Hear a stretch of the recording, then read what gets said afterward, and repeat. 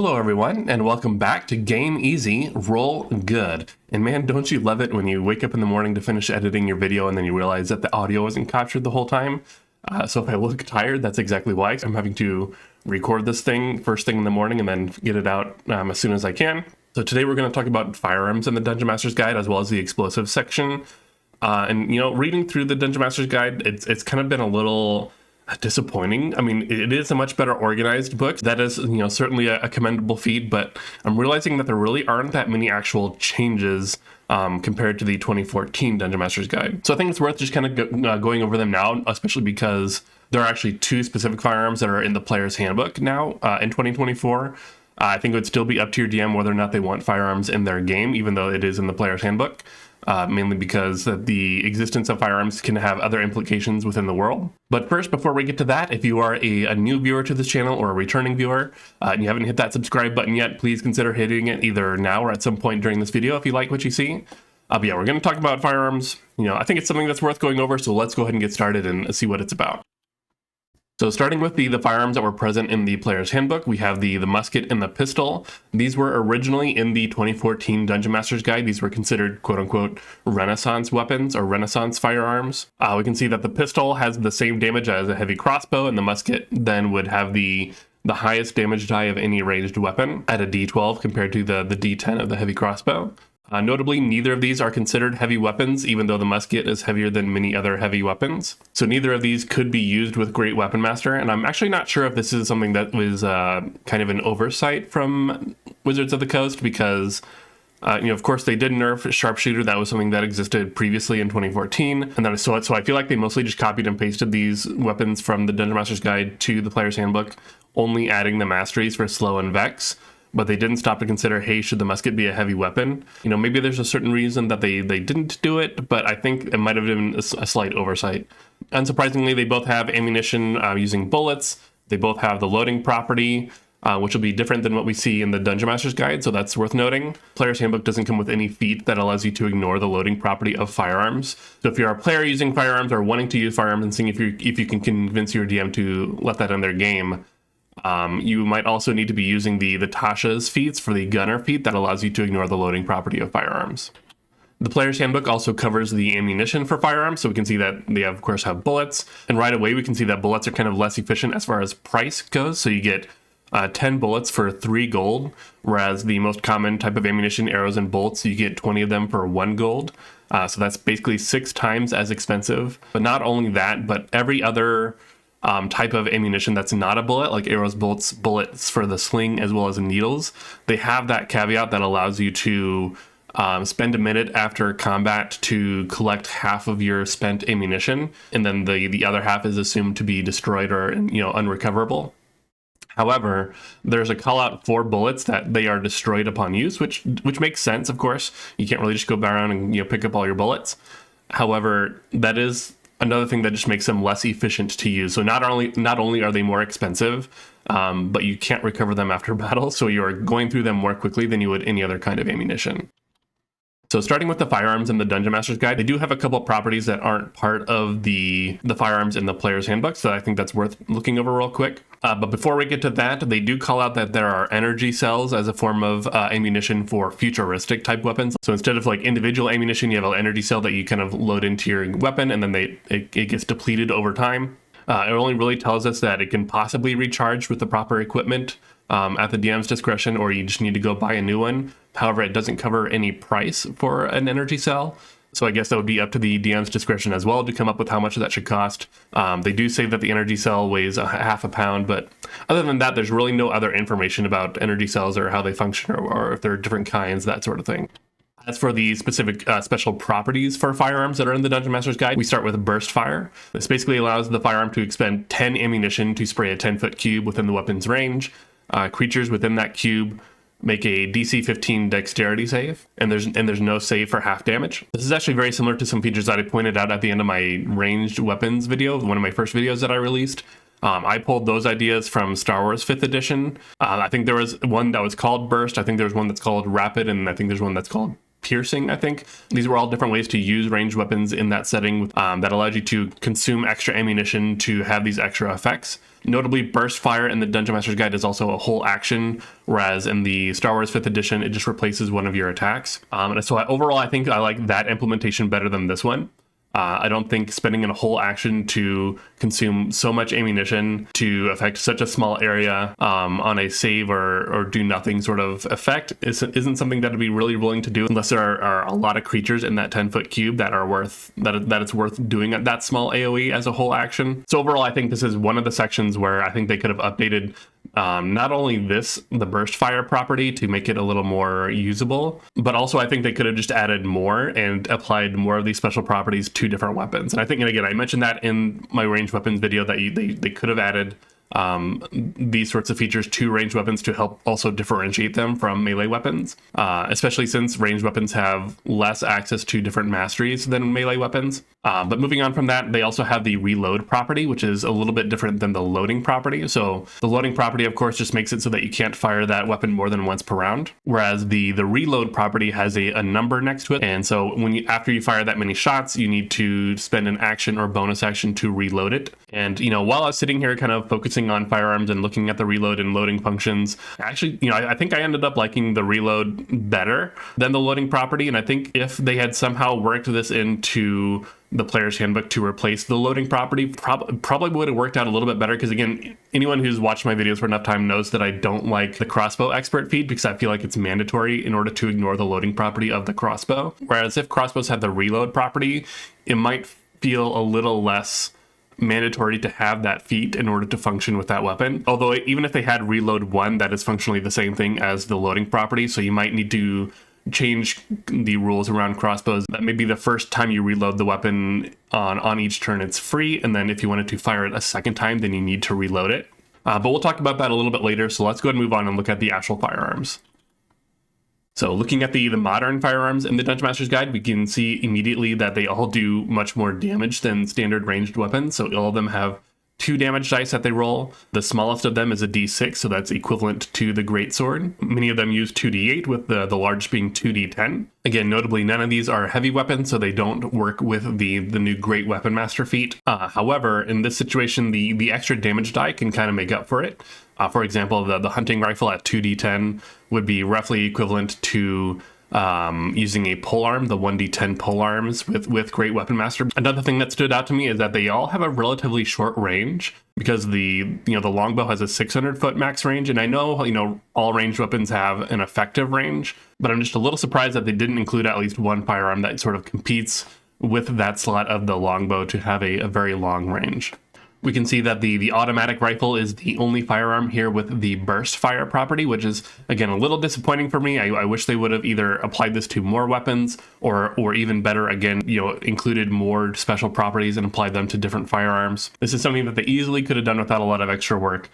So I'm very disappointed that they didn't, because again, if we're looking at the reload values here, the automatic rifle has 30 shots. 30 shots is quite a bit. Depending on how many combats you're having in that adventuring day, you might not even use 30 shots. The hunting rifle and the revolver at 5 and 6 shots, you might reload that once per combat, maybe twice if it's a longer combat.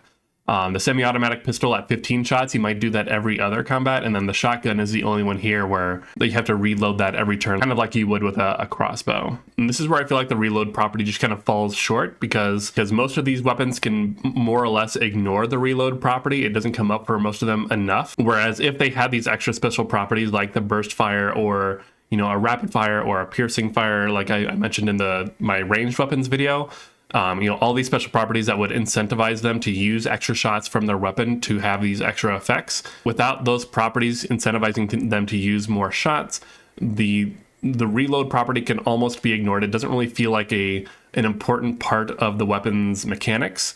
So I'm a little disappointed that they didn't expand this further and make it feel more like a living, breathing sort of weapon, if that makes sense. The only real true addition to the Dungeon Master's Guide is the addition of masteries to these weapons. So we can see that they have a lot of the same masteries as other ranged weapons. The only new one here is sap. So the revolver has the sap mastery, which is the one that gives the creature that is hit by it disadvantage on their next attack roll before the start of your next turn. But other than that, they're mostly the same. Looking at the futuristic firearms, immediately we can see that they do quite a bit more damage. Well, the laser pistol and the rifle do just, one die worth more of damage than the other ranged weapons we were just looking at, but the antimatter rifle here is doing 6d8 necrotic. Notably, none of them have any special properties like the burst fire. The antimatter rifle, again, is just a little nuts as basically a single target fireball doing 6d8 instead of 8d6. And then, again, we're looking at the reload values here, that the laser pistol and the rifle, again, have so many shots that you probably, unless you're doing a lot of combats in a single adventuring day, you might not even need to reload them. And one thing that kind of came to my mind is like, I understand why these futuristic weapons would be doing more damage, but at the same time, I don't understand why these futuristic weapons are doing more damage. And what I mean by that is, of course, Wizards of the Coast doesn't design futuristic settings, so it's not like there's like a futuristic monster manual that we can compare to. The closest thing that we get is maybe Spelljammer. But I'm just trying to figure out, in what world do these exist? In what world does doing this much extra damage make sense? And, of course, damage is just a numbers game. So you could, if you're doing like a spacefaring adventure, you could just inflate monster health such that, combat takes the exact same number of rounds and you just let the players just roll more dice and feel more powerful that way. But overall, the numbers are effectively the same. So I also wanted to take a look at the Gunslinger. This is the subclass for the fighter from Critical Role. So they introduced a number of firearms as well. I think this is what kind of brought firearms in Dungeons & Dragons into the general awareness of the player base, because, again, they were all just stored away in the Dungeon Master's Guide in 2014. Immediately, again, right away, we can see that, again, none of these are heavy. Even the one that weighs 25 pounds apparently is not a heavy weapon. But, again, these also existed at a time when Sharpshooter existed in its previous state, so they didn't need a feat like Great Weapon Master to add that extra damage. I appreciate that there are gold costs for most of these. That is something that the Dungeon Master's Guide didn't offer for us, even though the weapons in the Player's Handbook do have costs associated with them. And it also adds an additional mechanic called Misfire, which is sort of like increasing the range that you can roll a natural 1 and automatically miss. So, for example, on the musket, which has a misfire value of 2, when you roll that d20 for the attack roll, if you roll 2 or lower, the attack automatically misses and eventually your firearm jammed, and you need to spend an action to fix that using a tinker check. And then the Gunslinger specifically had a feature later on that allowed them to do it as a bonus action so they could do it more swiftly. And it's worth noting that many of these weapons, all the ones that have a gold cost, as well as the misfire mechanic, as well as the reload values, these all come from Pathfinder. But we can see here that Pathfinder is much more conservative with their reload values. And when I'm thinking back to Campaign 1, I know that Percy most often relied on the pepper box. Of course, that would make sense because it has the highest reload value, so you don't have to stop to reload it as much. I know he pulled out the palm pistol a few times when his gun would misfire and he didn't have the action economy to stop and fix it. He would need to switch out whichever weapon he was using, or if he just wanted to do more damage, he would pull out Bad News and take a shot with that, since it does 2d12 compared to the 1d10. And so overall, I actually like these mechanics better. And I know probably a lot of, Pathfinder diehards in the comments are going to be like, well, then just play Pathfinder if you want to use guns. But, ignoring that, I just think the fact that they're more conservative with the reload property, I kind of like the misfire mechanic, even though it's a sort of a detriment to the weapon. It makes them feel like real things with a functional gameplay loop.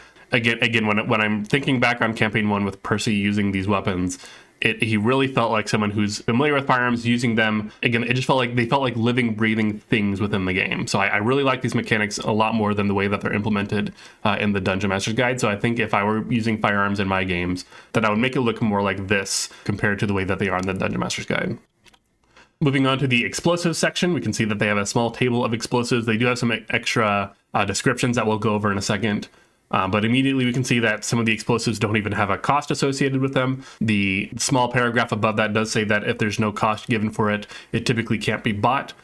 They don't say what exactly that means. Do you have to find it? Do you have to craft it? They do say that you should treat them as rare magic items, so presumably you would have to find them. But we can see that we have bombs, dynamite, grenades, and a grenade launcher, and then gunpowder either in a keg or a powder horn. And again, I feel like this is a section that they could have updated easily to the 2024 rules. Again, I'll cover that as we go through it.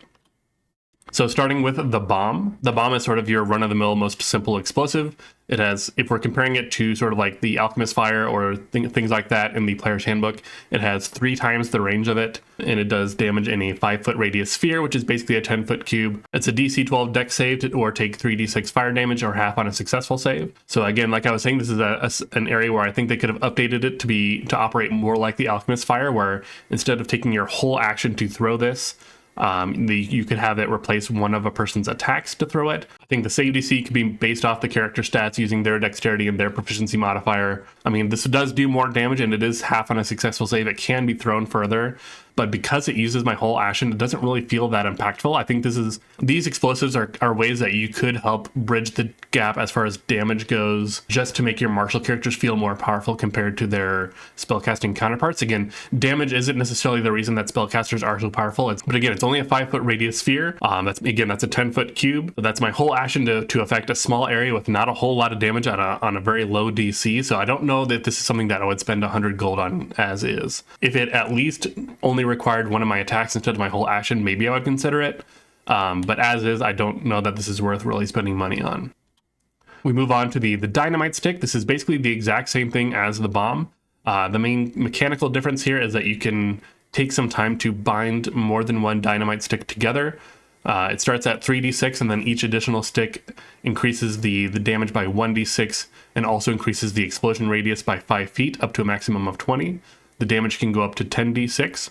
You can also rig the fuse to take longer to detonate, such as 1 minute or 10 minutes, or presumably even longer. It doesn't list a particular cap with that. And this isn't really specific to the dynamite, but I'm a little surprised that they didn't call out any like anything about doing extra damage to objects or structures, such as if you're trying to do demolition with explosives. And maybe this is located somewhere else in the book. I haven't seen that just yet, but just something I thought was interesting that they didn't seem to include. Moving on to grenades and grenade launchers. Grenades are a little stronger than standard bombs. The only purpose of the grenade launcher is to allow you to shoot that grenade at that up to 1,000 feet away, as opposed to the 60 feet of throwing it. The two grenades that are present in the Dungeon Master Guide have a 20-foot radius effect. They have a fragmentation grenade, which does 5d6 piercing damage on a failed save, or half as much on a success. Again, with a fixed dexterity, DC 15 dexterity save. You know, DC 15 is respectable, but again, this is a place where I'd like to see that based on the character stats. And then the smoke grenade here is sort of like the fog cloud spell. And when I read this, I was like, why isn't this just in adventuring gear? It doesn't even need to be a grenade. Why isn't like a smoke bomb something that players just have access to? Because I think rogues and other people would love to have this sort of, you know, vanishing like a Batman villain or something. So moving on to the last explosive here, we have gunpowder. Again, gunpowder comes either in a powder horn or a keg. They both explode in a 10-foot radius sphere. They both have a DC 12 dexterity saving throw. The powder horn does 3d6 fire damage. The keg does 7d6 fire damage, or half as much on a success. I think this is the one scenario where a fixed DC makes sense because you're not really throwing either of these things. They're just kind of exploding where they are. But I'm kind of surprised that the keg does such little damage in the same area as the powder horn. I feel like it should basically just be a fireball. But if you wanted to live out your Baldur's Gate 3 barrelmancy dreams, this is kind of your starting point for it. And this is all there really is in the Dungeon Master Guide for firearms and explosives, although I wanted to take the time to talk about explosives a little bit more, because when I was reading through this explosive section, especially when I got to that smoke grenade, I was like, okay, this is basically the same thing as fog cloud. And if I was trying to take some inspiration from this chapter, I don't think it's, oh, I want to put explosives in my game. It's like, oh, if I wanted to run an adventure that was either low magic or even no magic, I think this is probably how I would go about doing that. Because in my opinion, I think part of the reason to do a low or no magic adventure is not to make my life easier as the DM, but rather to challenge the players a little bit more by making them manage their resources a little bit better. Because instead of having a group of spellcasters that have these very powerful resources, their spell slots coming back on a long rest every day, they instead have access to these physical and, of course, very finite resources that have spell-like effects, but they can't just be so cavalier with using them. They have to kind of pick and choose how they're going to use them. If they have a bunch of gunpowder kegs, they need to figure out how they're going to transport that. So it becomes more of a logistics issue. But that's sort of the idea that I got in my head. So I was like, this, you don't need to just limit this to explosives. Of course, explosives can maybe emulate a lot of the effects of evocation spells. But if you wanted to do sort of necromancy spells, you could look at like poisons and diseases. Or if you wanted to do sort of illusion and enchantment spells, you could, use illicit substances and have those effects applied that way. I think this might quickly devolve into sort of being like a war crime simulator, but although Dungeons & Dragons is kind of that, sometimes we just call it magic instead of these sort of real-world weapons and bioweapons and things like that. So while I'm not really super impressed by this chapter, because again, it's not very different than the 2014 version, that is sort of the inspiration I took from it. If I was ever wanting to run this sort of more grounded adventure or campaign that doesn't use magic at all, but I still wanted to have these very powerful effects available to my players, this is probably the route that I would take from it. I don't think I would use anything out of the Dungeon Master's Guide as is. I'd probably need to homebrew a lot of stuff, but I would use this as a springboard for those kinds of ideas. So let me know down in the comments what you think about firearms and explosives in the Dungeon Master's Guide. Again, not much has changed. Have you played with firearms in your games, and did you make any adjustments? You know, did you use the critical role version of firearms with the smaller reload values and the misfire mechanic? Have you used the firearms directly out of the Dungeon Master's Guide? Did it feel like the reload property, you know, was important to that weapon? That's the big thing that I have a problem with the Dungeon Master's Guide firearms, is that the reload values are just too high for most weapons, and or there just isn't a way to use extra ammunition to make them reload more often. What about explosives? Have you used explosives in your game? Did you use the ones straight out of the Dungeon Master's Guide? Or if you've run a sort of a low magic or no magic campaign, did you sort of use these sort of actual physical items like explosives, like poisons and diseases to emulate magic effect, but have them be real things that they need to figure out how to move and how to use? That's something that I'd be interested to know as well. So again, let me know down in those comments. And again, while you're going down to those comments, please hit that like button. If you are a new or returning viewer to this channel and you haven't hit that subscribe button yet, please consider hitting it before you exit this video. I'd appreciate it quite a bit. We have new videos coming out every Sunday and Wednesday, so you have that to look forward to. I appreciate all your guys' time, and I'll see you in the next one.